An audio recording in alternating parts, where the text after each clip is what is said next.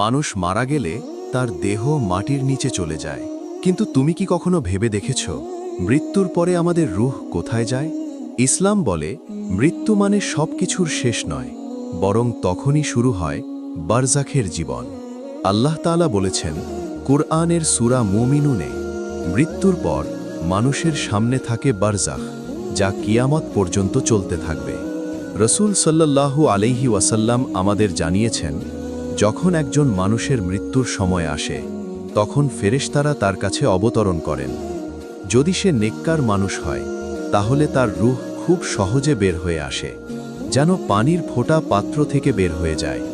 এরপর ফেরেশতারা সেই রূহকে সুগন্ধি কাপড়ে জড়িয়ে আসমানের দিকে নিয়ে যান। প্রতিটি আসমানের দরজা খুলে যায় আর ফেরেশতারা বলেন, এই পবিত্র রূহকে স্বাগতম। এই ঘটনা বিস্তারিতভাবে এসেছে সুনন আবি দাউদের সহিহ হাদিসে। তারপর আল্লাহ তাআলা নির্দেশ দেন, তার নাম ইল্লিয়িনে লিখে রাখো। কিন্তু যদি মানুষটি পাপী হয় তাহলে তার রূহ কঠিনভাবে বের করা হয়। আসমানের দরজা তার জন্য খোলা হয় না, তার রূহকে নিচে ফিরিয়ে দেওয়া হয়।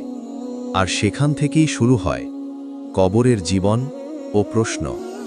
এই কবরের প্রশ্নের কথা এসেছে সাহিহ আল বুখারী এবং সাহিহ মুসলিমের সাহিহ হাদিসে।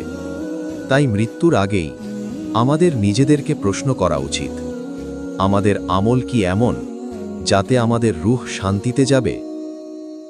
ইসলামের এমন সত্য ঘটনা জানতে লাইক, শেয়ার এবং সাবস্ক্রাইব করো।